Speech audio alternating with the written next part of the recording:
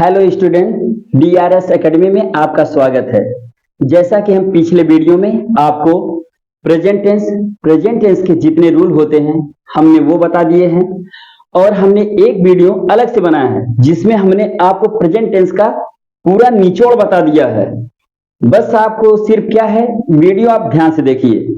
और हमारा सिर्फ एक ही सिद्धांत है, मेरा पढ़ाने का सिर्फ एक ही सिद्धांत है कि आपको बेहतर ढंग से आए, और आप इस पे कोशिश ये करिए कि बस इसको देखें और इस नियम को थोड़ा सा याद करें और आप खुद से थोड़ा प्रैक्टिस करिए, आपको बहुत बेहतर ढंग से आएगा।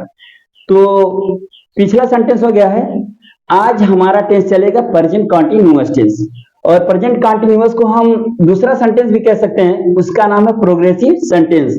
प्रोग्रेसिव सेंटेंस का मतलब होता है किसी भी कार्य का वर्तमान काल में जारी रहना।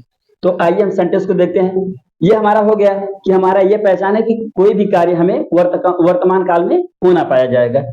तो अब प्रेजेंट कंटीन्यूअस हो गया है। इसका अफर्मेटिव सेंटेंस मतलब हम पहला आपको बताने जा रहे हैं। अफर्मेटिव सेंटेंस का मतलब होता है साधारण वाक्य। और साधारण वाक्य मतलब होता है इसमें जितने भी आपके वाक्य पाए जाएंगे सब साधारण रहेंगे, मतलब उसमें ना शब्द नहीं रहेगा, क्वेश्चन मार्क नहीं रहेगा, एकदम साधारण सिंपल वाक्य रहेगा। तो आइए थोड़ा सा नियम देख लेते हैं। नियम ये है, पहचान, जिस वाक्य के अंत में रहा है, रही है, रहे हैं आदि शब्द पाए जाते हैं उन्हें हम मान लीजिए प्रेजेंट कंटीन्यूअस टेंस कहते हैं। नियम नंबर 1 है, ही, सी, इट तथा एक वचन कर्ता के साथ इज का प्रयोग करते हैं। नियम नंबर 2 है, आई के साथ एम का प्रयोग करते हैं। नियम नंबर 3 है, वी, यू, दे तथा बहुवचन कर्ता के साथ आर का प्रयोग करते हैं तथा वर्ब प्लस आईएनजी। इसका मतलब यह है कि वर्ब में आईएनजी का प्रयोग करते हैं।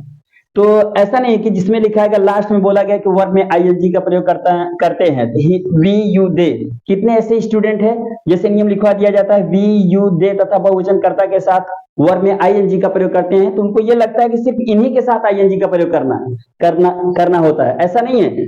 आपको प्रेजेंट कंटीन्यूअस में जितने भी सेंटेंस मिल जाएंगे, यानी सारे प्रोनाउन के साथ आपको, यानी सारे जितने भी कर्ता आएंगे उनके साथ आपको वर्ब में आईएनजी का प्रयोग करना होता है।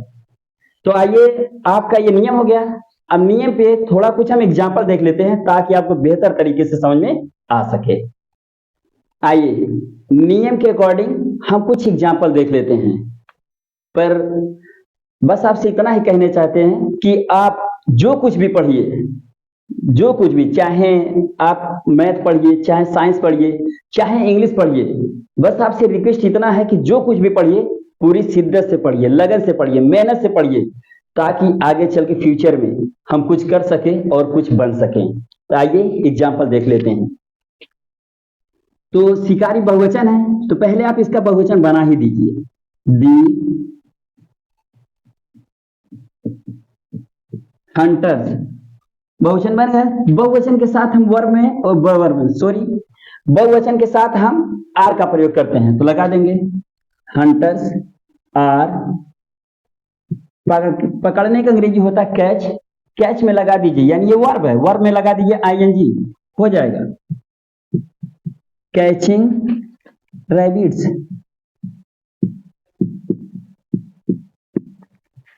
देखिए आपका कितना आसानी से हो रहा है। बस आपको पूरा रूल याद होना चाहिए, आप कोई भी सेंटेंस अच्छे तरीके से लगा सकते हैं।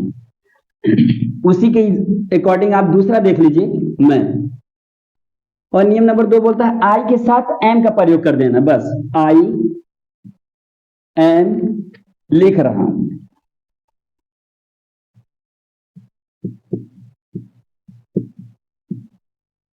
आई एम राइटिंग एक निबंध, यानी मैं लिख रहा हूं, हो गया।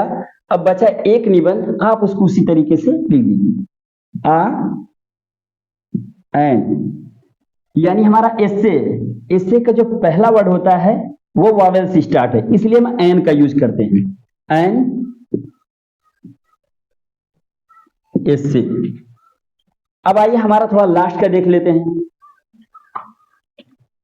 पूरे नियम पे जितना नियम मतलब रूल हम लिखवाए हैं उस पे आपका पूरा एग्जाम्पल हम लिख दिए ताकि आपको दिक्कत न हो कि बहुवचन के साथ आई के साथ क्या लगता है, यू के साथ क्या लगता है। बस आप रूल याद कर लीजिए, आप लगा लेंगे आसानी से। तो लास्ट का है यू। यू हमारा क्या है, बहुवचन है, आर लगा दीजिए। यू आर लाने का अंग्रेजी होता है ब्रिंग।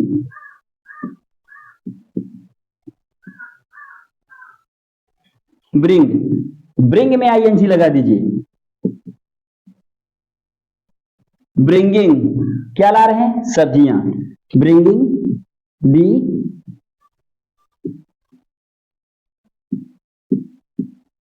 वेजिटेबल्स। तो आपने साधारण सेंटेंस पे आप कुछ ट्रांसलेशन देख लिए हैं। अब हम इसको थोड़ा इरेज करके आपको नेगेटिव का सेंटेंस भी इसी के बाद तुरंत बता देते हैं बिना टाइम वेस्ट किए। तो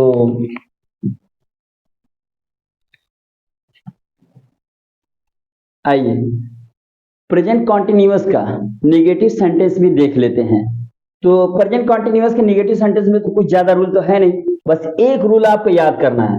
रूल वो लिखा गया है कि नियम नंबर फर्स्ट है इच एम आर के बाद नॉट लगाते हैं। यानी कहने का मतलब इच एम आर एक हमारा हेल्पिंग वर्ब है, जान लीजिए, थोड़ा जरूरी है। Is am are present continuous मतलब प्रेजेंट कॉन्टिन्यूअस की ये हमारा is am are helping verb है। तो इज एम आर के बाद नॉट लगाते हैं। तो आइए इसके आधार पे दो एग्जाम्पल देख लेते हैं, उसके बाद एक आध एग्जाम्पल और आपको बता देते हैं ताकि थोड़ा इसको समझने में आपको आसानी हो। तो राधा झूठ नहीं बोल रही है। तो राधा क्या है, एक वचन है। तो राधा के लिए,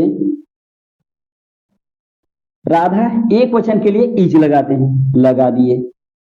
अब झूठ बोलने के अंग्रेजी, झूठ बोलने के अंग्रेजी होता है tell a lie. Tell a लाई। तो झूठ बोलने के अंग्रेजी होता है टेल ए लाई। तो ये समझ में नहीं आता कि कहाँ आईएनजी लगाना है, इसलिए हम यहाँ पे लिख दिए हैं। तो ये हमारा क्या है, फर्स्ट है, ये वर्ब है। बस इसी वर्ब में आप आईएनजी लगा दीजिए, आपका हो जाएगा। तो ये राधा इज टेलिंग ए लाई। बस आपसे सिर्फ इतना ही रिक्वेस्ट है, आप वीडियो को देखिए, आप उसको समझने की कोशिश करिए। आप जो भी सेंटेंस चाहेंगे, कोई भी चीज, आप एक बार अगर रूल याद कर लेते हैं ना, तो आप कोई भी सेंटेंस लगाने में बहुत आसानी होगा। बस आप ध्यान से देखिए इसको। मेरा भाई काम नहीं कर रहा है। मेरा भाई काम नहीं कर रहा है मतलब यह है कि मेरा भाई एक वचन है, अकेले काम कर रहा है। तो इसके साथ सहायक क्रिया लगा दीजिए इज। My brother is.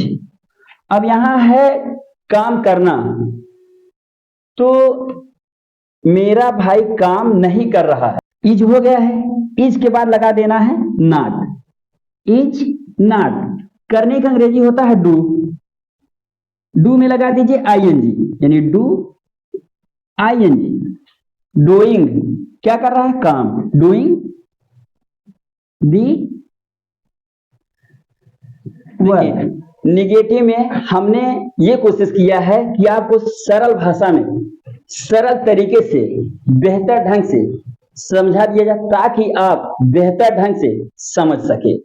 तो मान लीजिए दो एग्जाम्पल बताए हैं, दो एक एग्जाम्पल और बता देते हैं ताकि आपको अच्छा समझ में आ जाए। तो इसको हम थोड़ा हटा देते हैं। आइए अगला एग्जाम्पल देख लेते हैं। एग्जाम्पल हम थोड़ा जानबूझकर बड़ा लिखे हैं, इसलिए कि आपको आप सेंटेंस किस तरीके से एकदम एग्जैक्ट बैठाते हैं, मतलब कैसे हम बढ़िया अच्छे तरीके से ट्रांसलेट कर सकते हैं, इसलिए मैंने थोड़ा बड़ा लिख दिया है। देखिए, तुम यानी तुम तैयार नहीं कर रहे हो। तैयार क्या नहीं कर रहे हो, चाय।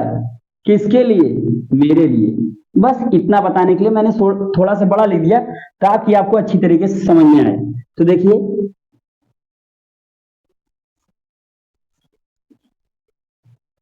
यू आर, यू लग गया। यू हमारा क्या है, बहुवचन है। बहुवचन के साथ क्या लगाएंगे, आर। आर के बाद तुरंत लगा दीजिए नॉट। यू आर नॉट तैयार करना।